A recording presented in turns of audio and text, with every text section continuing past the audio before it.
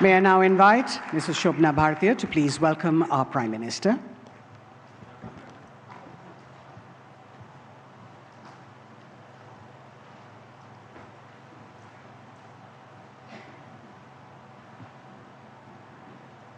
माननीय प्रधानमंत्री जी, 23वीं Hindustan times leadership summit में आपका स्वागत करते हुए मैं बेहद गर्व और प्रसन्नता का अनुभव कर रही हूँ।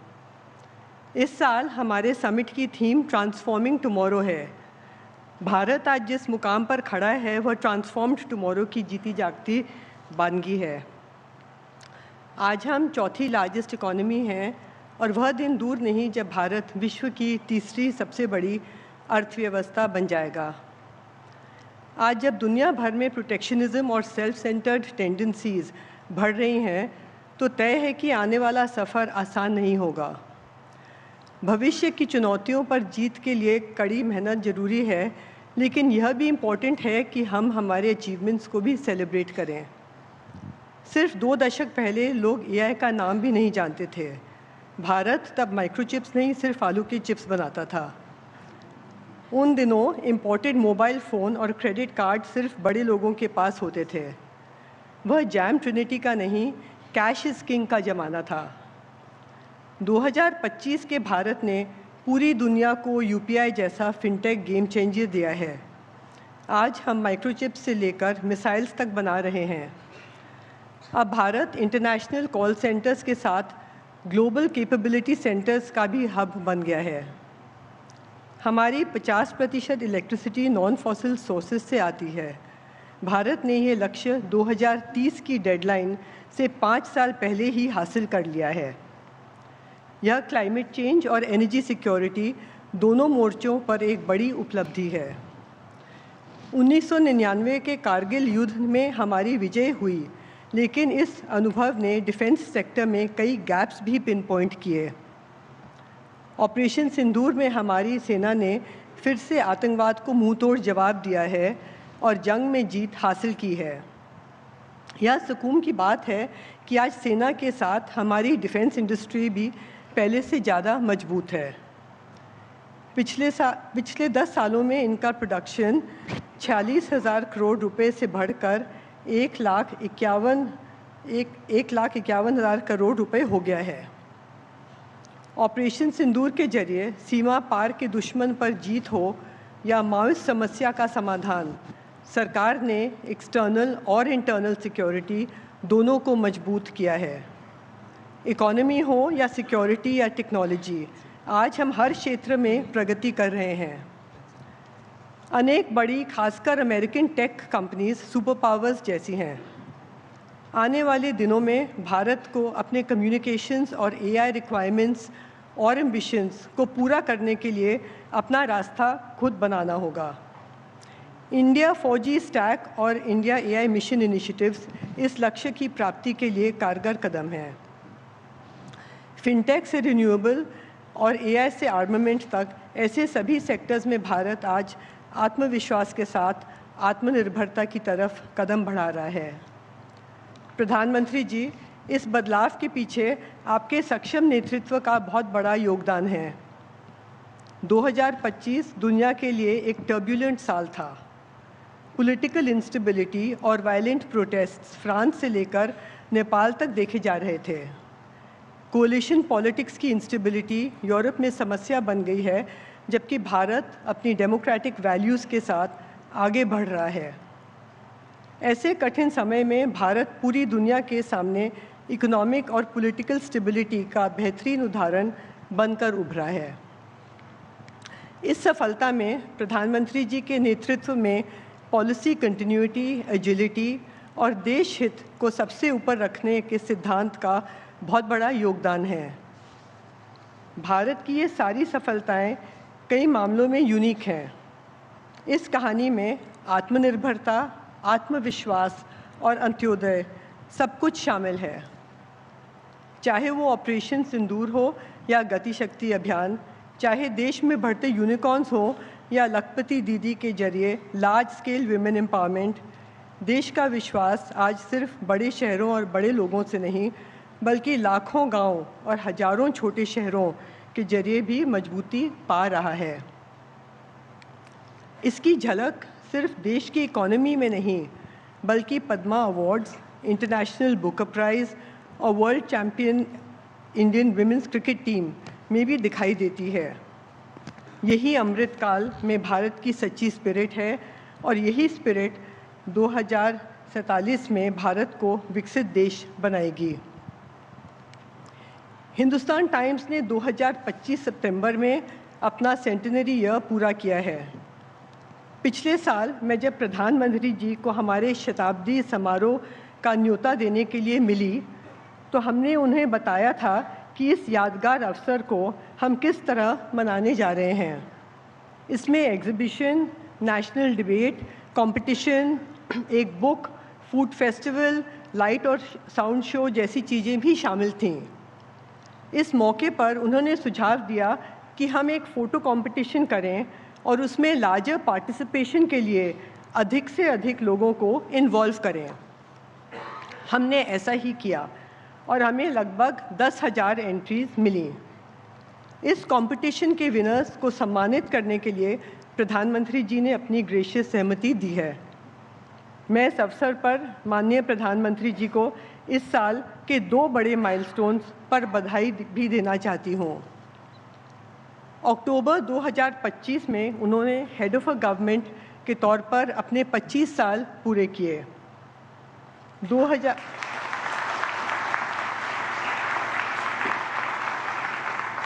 2001 से 2014 तक गुजरात के मुख्यमंत्री के तौर पर और 2014 से भारत के प्रधानमंत्री के रूप में। 17 सितंबर को उन्होंने अपना 75वां जन्मदिन मनाया है।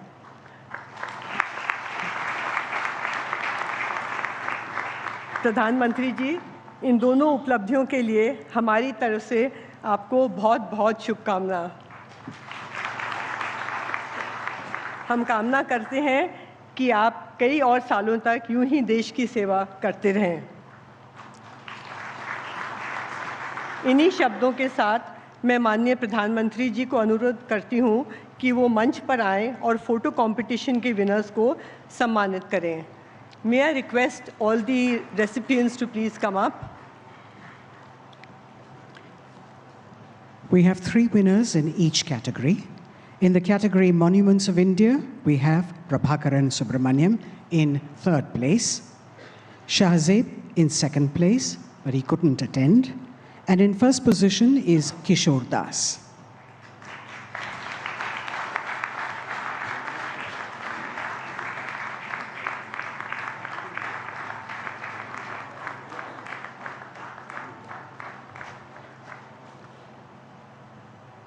For Communities of India, in 3rd place we have Ankur Tambre, 2nd place Udayan Jordar, and in 1st place we have Ranjit Oberoi.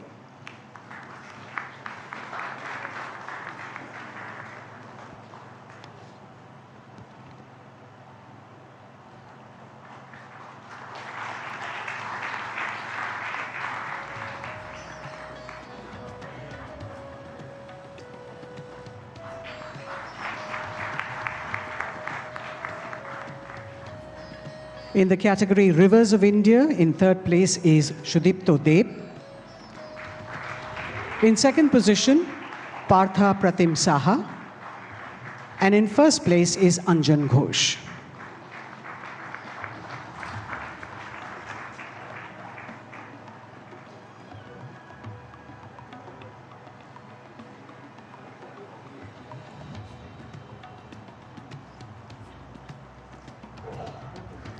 In the 4th category, Borders of India. In 3rd place, we have Rahul Singhi. 2nd place, we have Mukesh Chandra Yadav. And coming first is Debraj Das.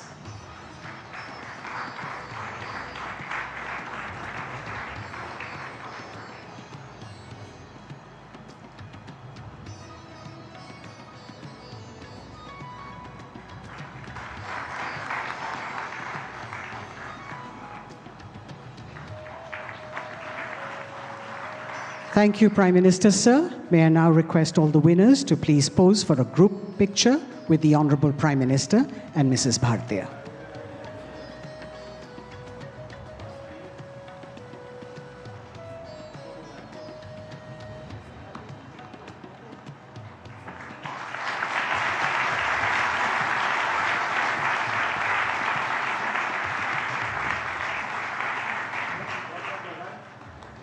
May I request all the winners to kindly step down?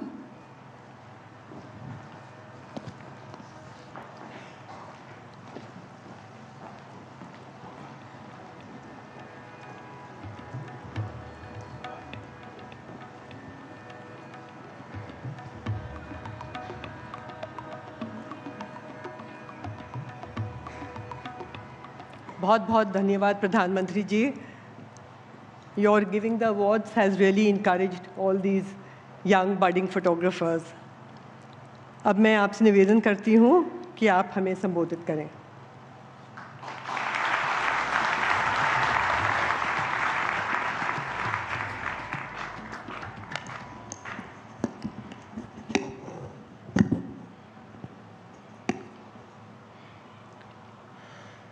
आप सभी को नमस्कार. जहां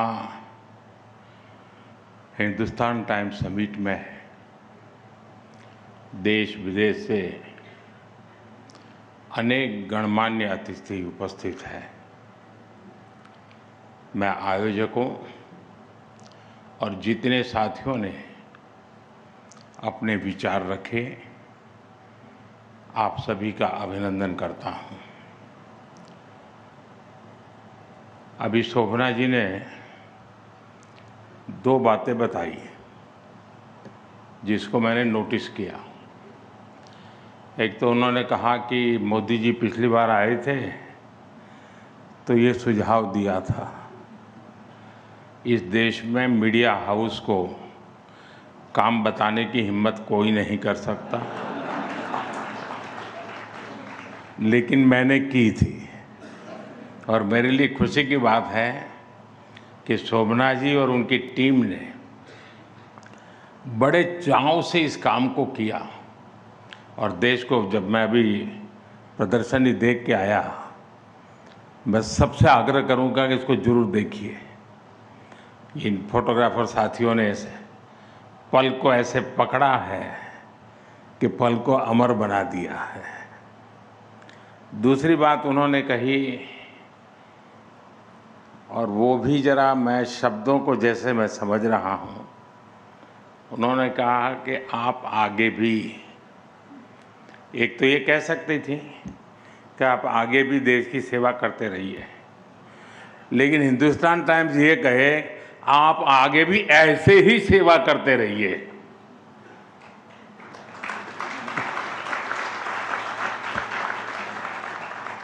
तो मैं इसके लिए भी विशेष रूप से आभार व्यक्त करता हूं.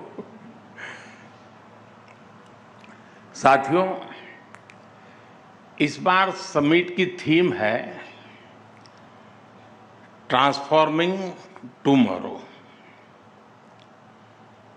मैं समझता हूं जिस हिंदुस्तान अखबार का 101 साल का इतिहास है, जिस अखबार पर महात्मा गांधी जी, मदन मोहन मालवीय जी, घनश्याम दास बिड़ला जी, ऐसे अनगिनत महापुरुषों का आशीर्वाद रहा, वो अखबार जब ट्रांसफॉर्मिंग टुमारो की चर्चा करता है तो देश को ये भरोसा मिलता है कि भारत में हो रहा परिवर्तन केवल संभावनाओं की बात नहीं है, बल्कि ये बदलते हुए जीवन, बदलती हुई सोच और बदलती हुई दिशा की सच्ची गाथा है. साथियों, आज हमारे संविधान के मुख्य शिल्पी डॉक्टर बाबा साहब आम्बेडकर जी का महापरिनिर्वाण दिवस भी है। मैं सभी भारतीयों की तरफ से उन्हें श्रद्धांजलि अर्पित करता हूं। फ्रेंड्स, आज हम उस मुकाम पर खड़े हैं जब 21वीं सदी का 1/4 हिस्सा बीत चुका है।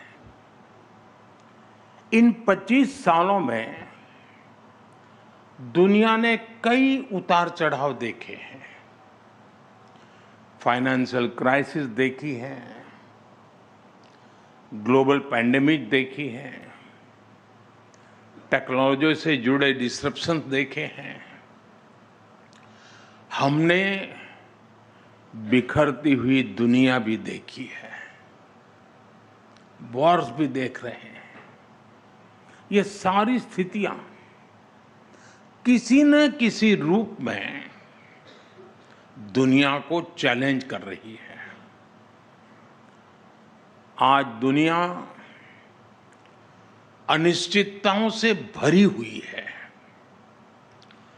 लेकिन अनिश्चितताओं से भरे इस दौर में हमारा भारत एक अलग ही लीग में दिख रहा है। भारत आत्मविश्वास से भरा हुआ है। जब दुनिया में स्लो डाउन की बात होती है, तब भारत ग्रोथ की कहानी लिखता है।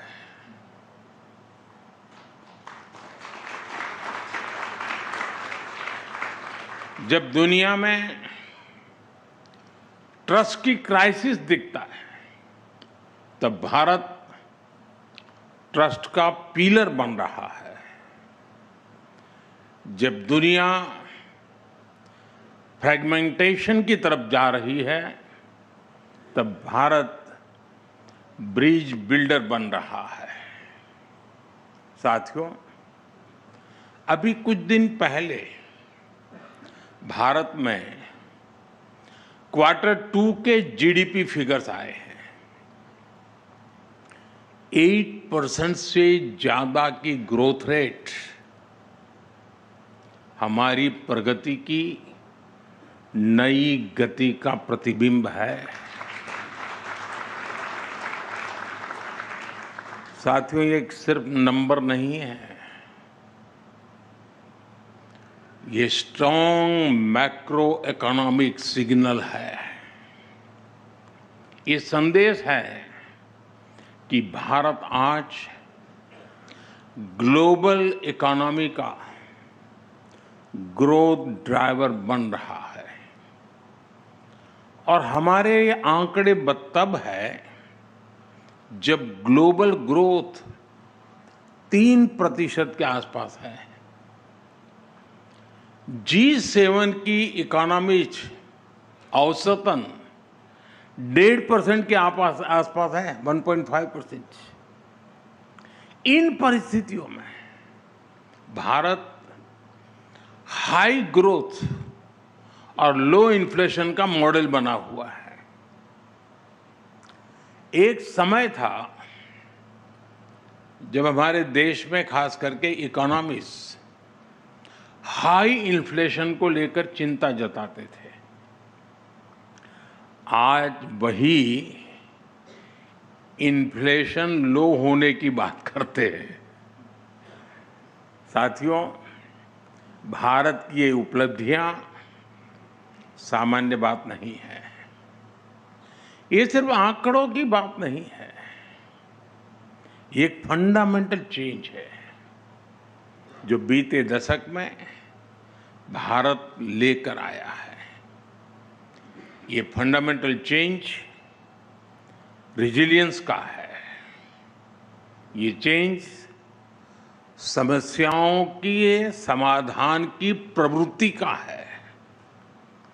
ये चेंज आशंकाओं के बादलों को हटाकर आकांक्षाओं के विस्तार का है। और इसी वजह से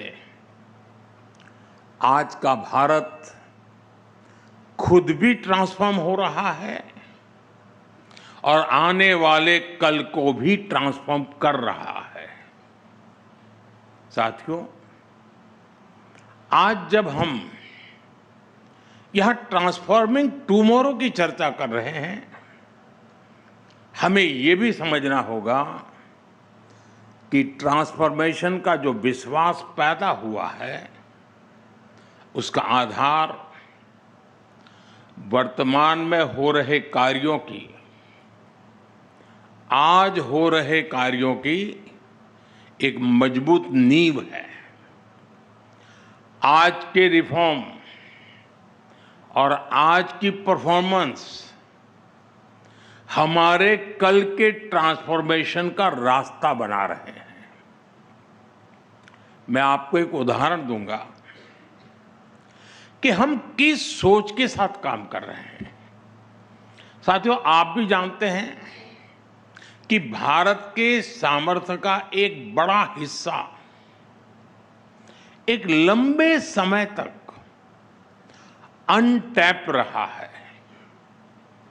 जब देश के इस अनटैप पोटेंशियल को ज्यादा से ज्यादा अवसर मिलेंगे, जब वह पूरी ऊर्जा के साथ बिना किसी रुकावट के देश के विकास में भागीदार बनेंगे, तो देश का कायाकल्प होना तय है।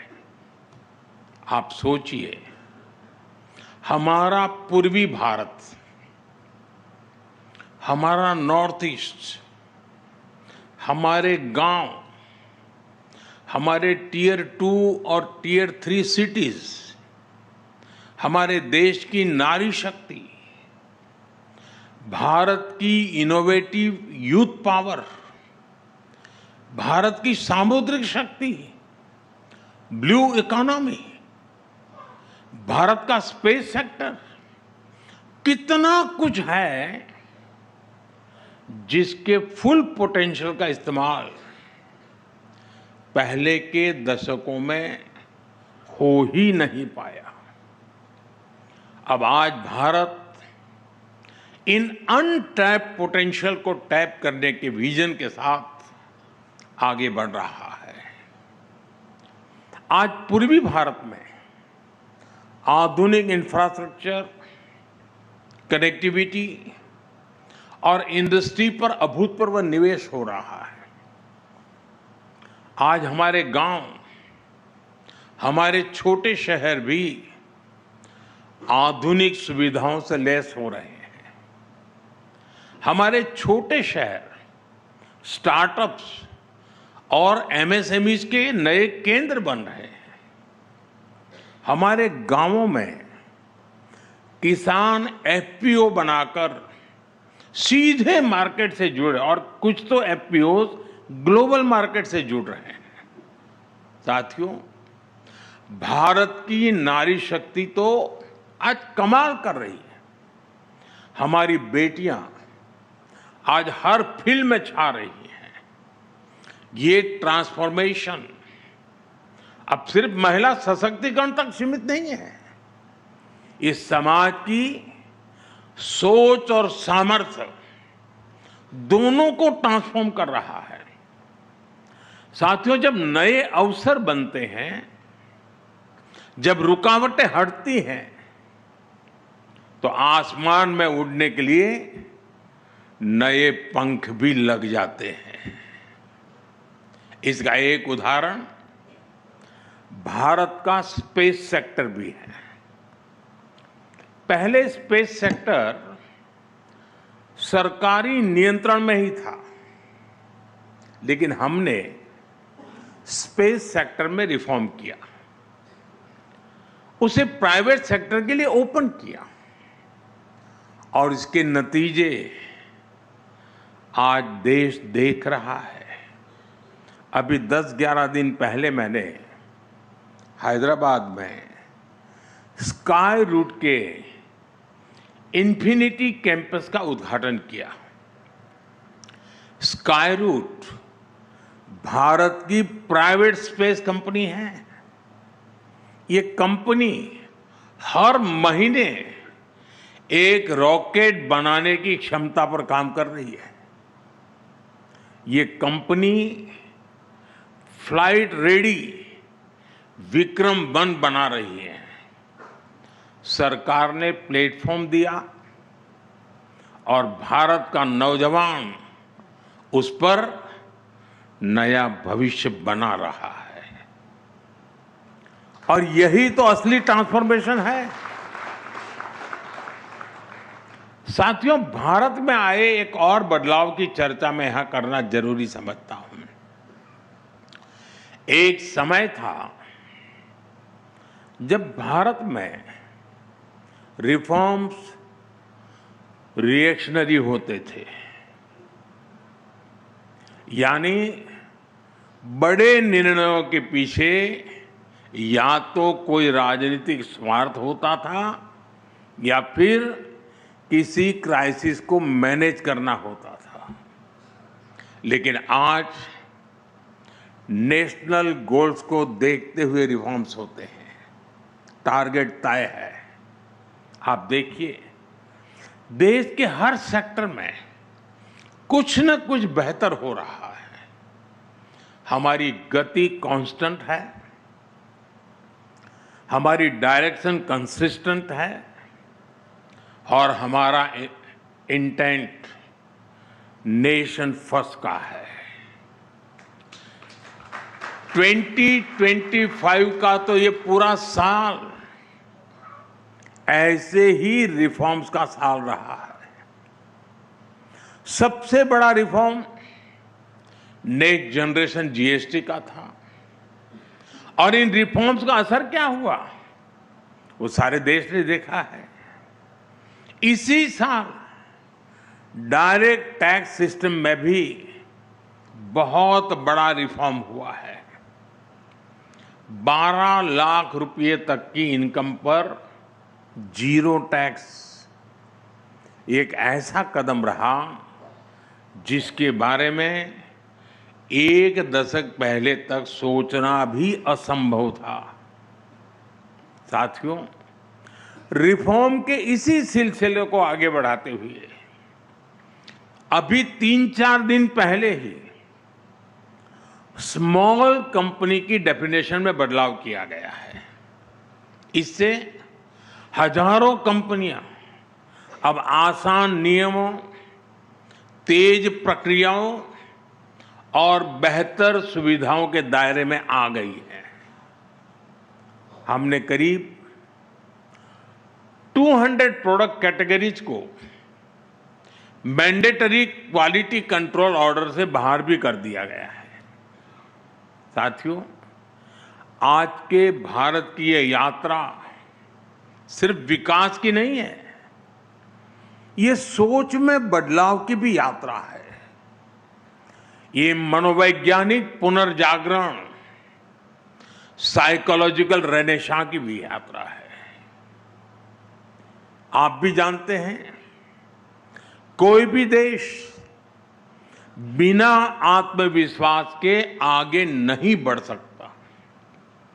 दुर्भाग्य से लंबी गुलामी ने भारत के इसी आत्मविश्वास को हिला दिया था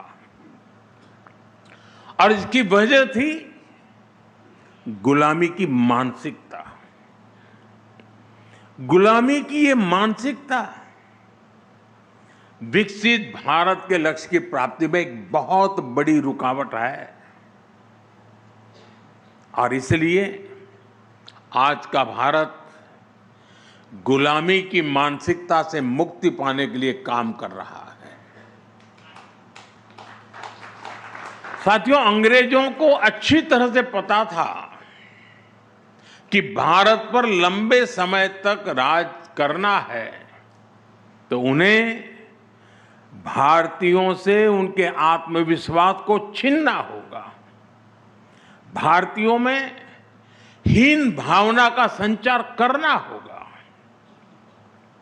और उस दौर में अंग्रेजों ने यही किया भी।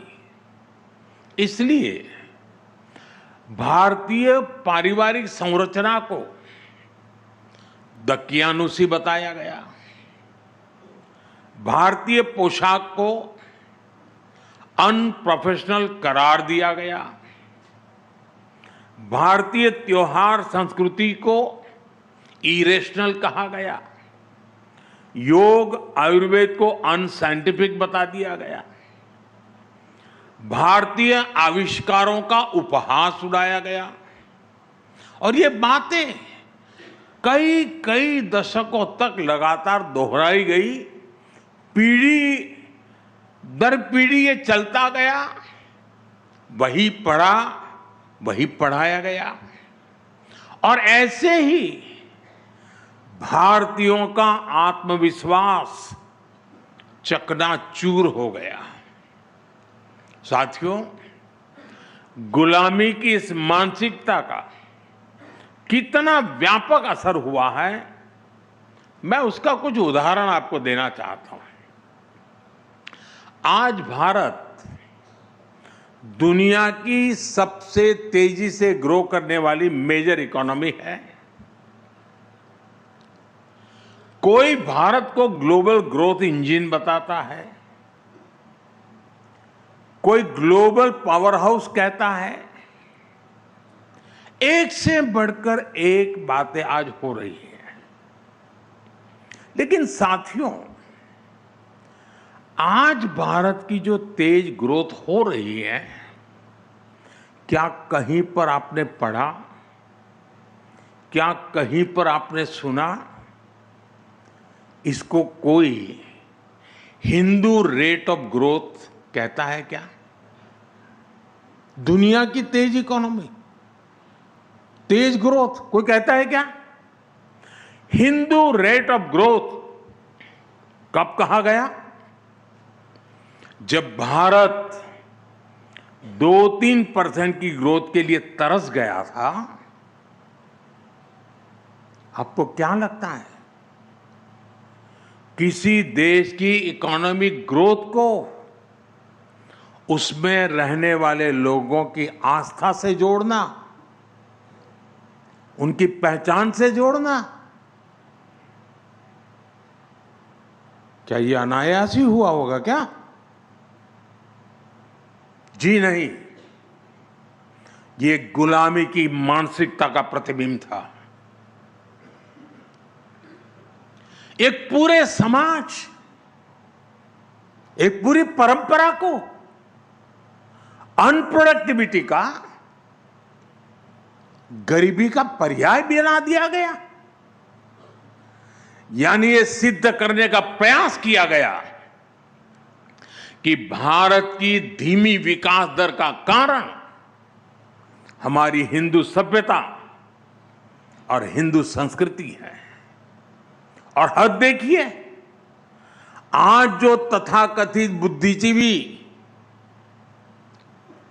हर चीज में, हर बात में सांप्रदायिकता खोजते रहते हैं, उनको हिंदू रेट ऑफ ग्रोथ में सांप्रदायिकता नजर नहीं आई। ये टर्म उनके दौर में किताबों का, रिसर्च पेपर्स का हिस्सा बना दिया गया। साथियों, गुलामी की मानसिकता ने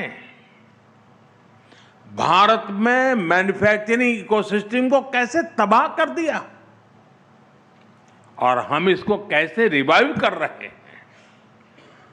मैं इसके भी कुछ उदाहरण दूंगा। भारत गुलामी के कालखंड में भी अस्त्र शस्त्र का एक बड़ा निर्माता था।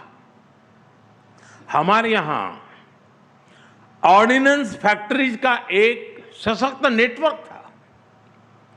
भारत से हथियार निर्यात होते थे। विश्व युद्धों में भी भारत में बने हथियारों का बोलबाला था।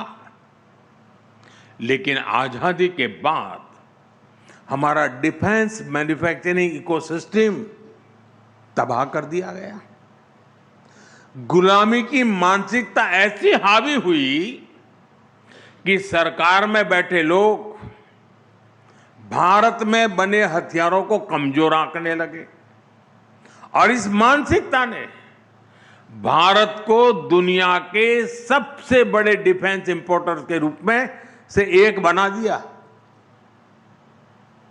साथियों, गुलामी की मानसिकता ने शिप बिल्डिंग इंडस्ट्री के साथ भी यही किया। भारत सदियों तक शिप बिल्डिंग का एक बड़ा सेंटर था। यहां तक कि 5-6 दशक पहले तक, यानी 50-60 पहले, भारत का 40% ट्रेड भारतीय जहाजों पर होता था। लेकिन गुलामी की मानसिकता ने विदेशी जहाजों को प्राथमिकता देनी शुरू की। नतीजा सबके सामने है। जो देश कभी समुद्री ताकत था, वो अपने 95% व्यापार के लिए विदेशी जहाजों पर निर्भर हो गया है। और इस वजह से आज भारत हर साल करीब $75 बिलियन, यानी लगभग 6 लाख करोड़ रुपए विदेशी शिपिंग कंपनियों को दे रहा है।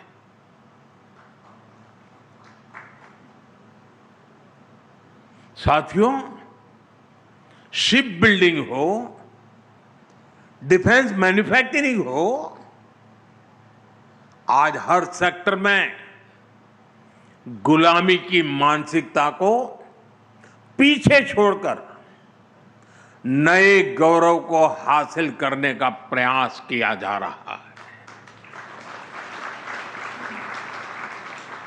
साथियों, गुलामी की मानसिकता ने एक बहुत बड़ा नुकसान भारत में गवर्नेंस के अप्रोच को भी किया। लंबे समय तक सरकारी सिस्टम का अपने नागरिकों पर अविश्वास रहा। आपको याद होगा, पहले अपने ही डॉक्यूमेंट्स को किसी सरकारी अधिकारी से अटैच कराना पड़ता था। जब तक वो थप्पा नहीं मारता है, सब झूठ माना जाता था। आपका परिश्रम किया हुआ सर्टिफिकेट, हमने ये अविश्वास का भाव तोड़ा और सेल्फ अटेस्टेंट को ही पर्याप्त माना। मेरे देश का नागरिक कहता है, ये मैं कह रहा हूं, मैं उस पर भरोसा करता हूं। साथियों, हमारे देश में ऐसे ऐसे प्रावधान चल रहे थे जहां जरा जरा भी गलतियों को भी गंभीर अपराध माना जाता था। हम जन विश्वास कानून लेकर आए और ऐसे सैकड़ों प्रावधानों को डिक्रिमिनलाइज किया है। साथियों, पहले बैंक से 1000 रुपये का भी लोन लेना होता था तो बैंक गारंटी मांगता था, क्योंकि अविश्वास बहुत अधिक था। हमने मुद्रा योजना से अविश्वास के इस कुचक्र को तोड़ा। इसके तहत अभी तक 37 लाख करोड़, 37 लाख करोड़ रुपए की गारंटी फ्री लोन हम दे चुके हैं देशवासियों को।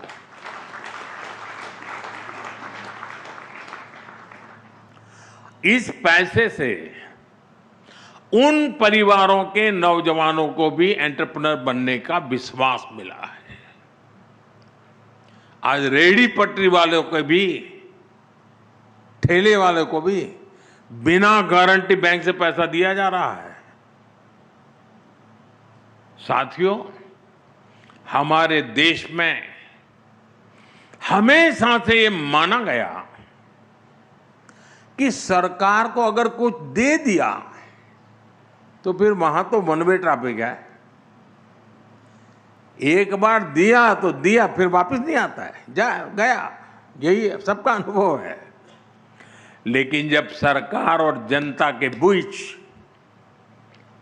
विश्वास मजबूत होता है तो काम कैसे होता है। अगर कल अच्छी करनी है ना तो मन आज अच्छा करना पड़ता है। अगर मन अच्छा है तो कल भी अच्छा होता है। और इसलिए हमने एक और अभियान लिया है, आपको सुनकर के ताजुब होगा। और अभी अखबारों में उसकी, अखबारों वालों की नजर नहीं गई है उस पर, मुझे पता नहीं जाएगी कि नहीं जाएगी। आज के बाद हो सकता है चली जाए। आपको ये जानकर हैरानी होगी कि आज देश के बैंकों में हमारे ही देश के नागरिकों का 78,000 करोड़ रुपया, 78,000 करोड़ रुपये अनक्लेम पड़ा है बैंकों में। पता नहीं कौन है, किसका है, कहां है। इस पैसे को कोई पूछने वाला नहीं है। इसी तरह इंश्योरेंस कंपनियों के पास करीब 14,000 करोड़ रुपए पड़े हैं। म्यूचुअल फंड कंपनियों के पास करीब 3,000 करोड़ रुपए पड़े हैं। 9,000 करोड़ रुपए डिविडेंड का पड़ा है। और ये सब अनक्लेम पड़ा हुआ है, कोई मालिक नहीं उसका। ये पैसा गरीब और मध्यम वर्गीय परिवारों का है। और इसलिए जिसके हैं वो तो भूल चुका है। हमारी सरकार अब उनको ढूंढ रही है देश भर में। अरे भाई बताओ, तुम्हारा तो पैसा नहीं था, तुम्हारे माँ बाप का तो नहीं था, कोई छोड़ के तो नहीं चला गया। हम जा रहे हैं। हमारी सरकार उसके हकदार तक पहुंचने में जुटी हुई है। और इसके लिए सरकार ने स्पेशल कैंप लगाना शुरू किया है। लोगों को समझा रहा है कि भाई देखिए, कोई है, कोई अता पता आपके पैसे कहीं है क्या, गए हैं क्या। अब तक करीब 500 डिस्ट्रिक्ट्स में हम ऐसे कैंप लगाकर हजारों करोड़ रुपए असली हकदारों को हम दे चुके हैं जी। पैसे पड़े थे, कोई पूछने वाला नहीं था। लेकिन मोदी है, ढूंढ रहा है, अरे यार तेरा है, ले जा। साथियों, ये सिर्फ एसेट की वापसी का मामला नहीं है, ये विश्वास का मामला है।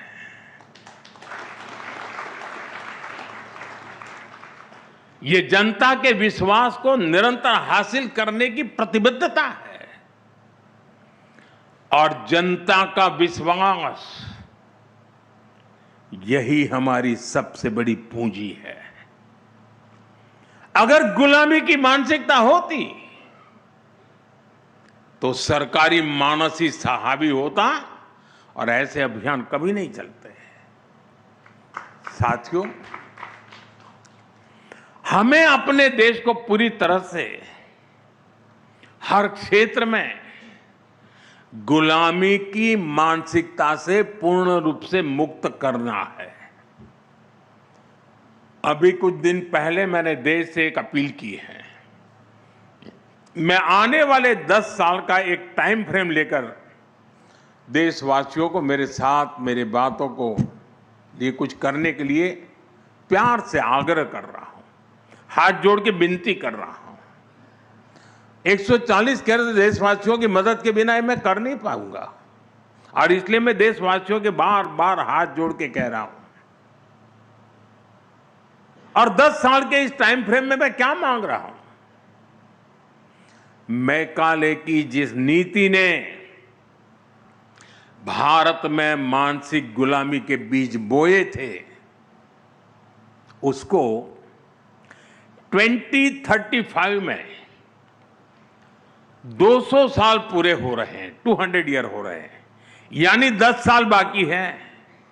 और इसलिए इन्हीं 10 वर्षों में हम सभी को मिलकर के अपने देश को गुलामी की मानसिकता से मुक्त करके रहना चाहिए।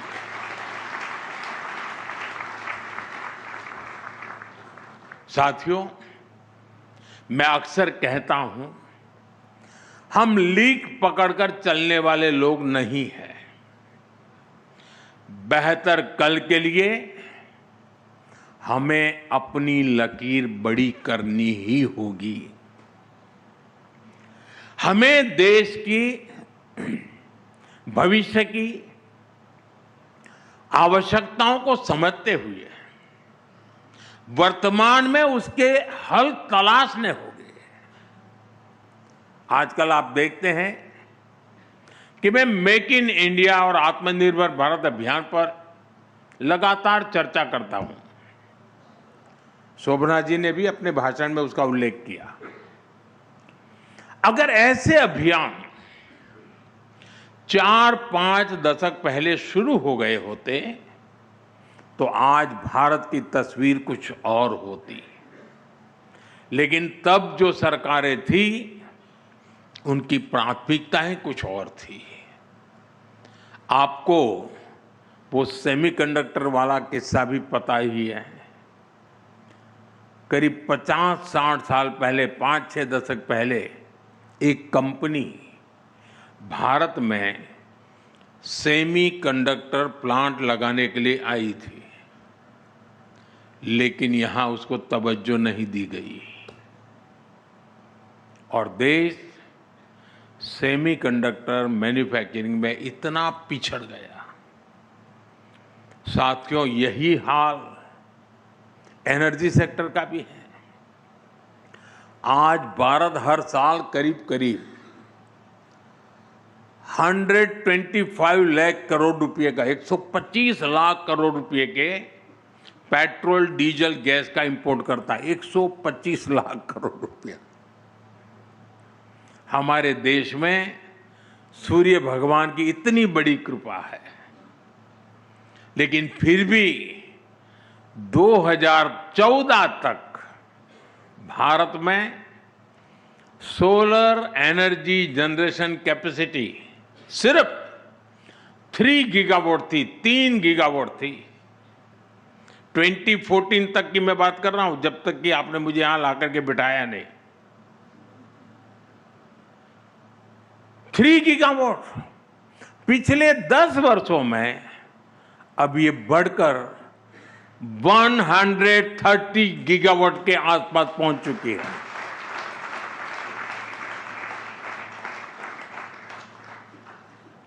और इसमें भी भारत ने 22 गीगावाट कैपेसिटी सिर्फ और सिर्फ रूफटॉप सोलर से ही जोड़ी है। 22 गीगावाट एनर्जी रूफटॉप सोलर से। साथियों, पीएम सूर्यघर मुफ्त बिजली योजना ने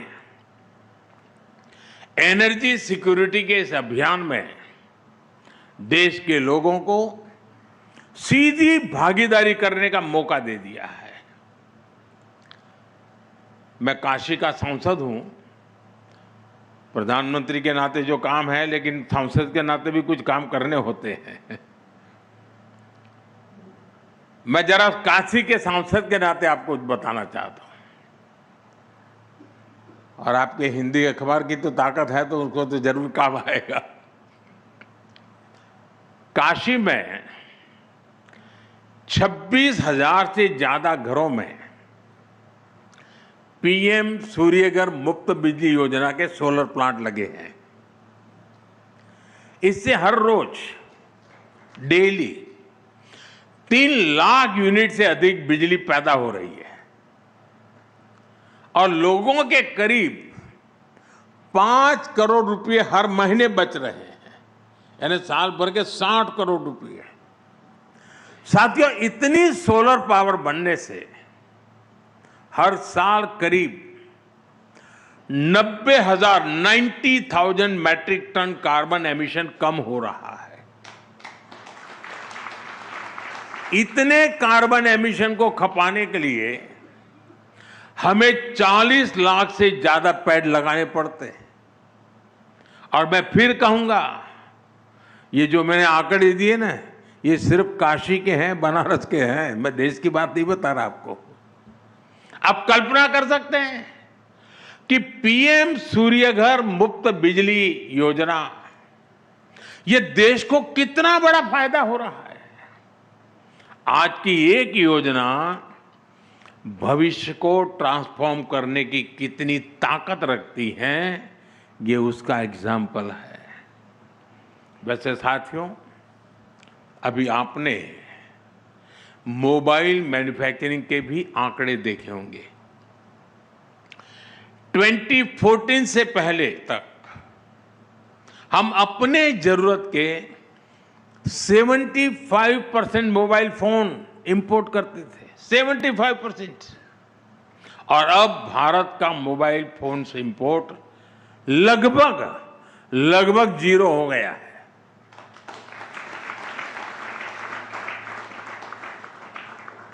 अब हम बहुत बड़े मोबाइल फोन एक्सपोर्टर बन रहे हैं।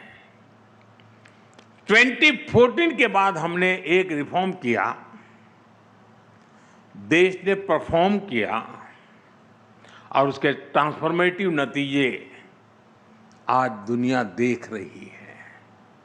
साथियों, ट्रांसफॉर्मिंग टुमारो की ये यात्रा ऐसी ही अनेक योजनाओं, अनेक नीतियों, अनेक निर्णयों, जन आकांक्षा और जन भागीदारी की यात्रा है।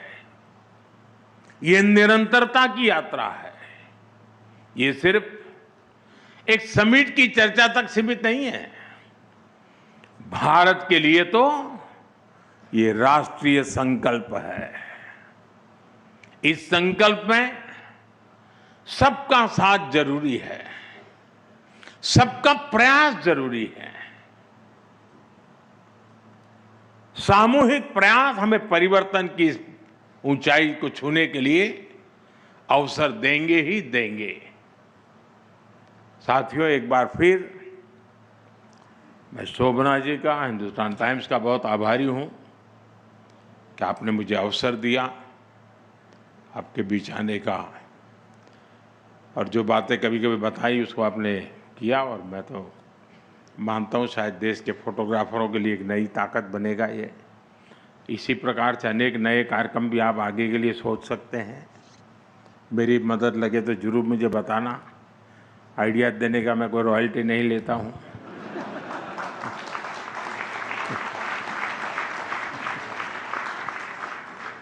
मुफ्त का कारोबार है और मारवाड़ी परिवार है तो मौका छोड़ेगा ही नहीं। बहुत बहुत धन्यवाद आप सबका। नमस्कार।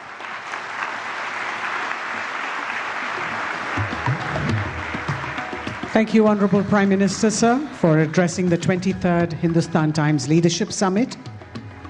I request everyone to kindly remain in your places until the Prime Minister has left the venue.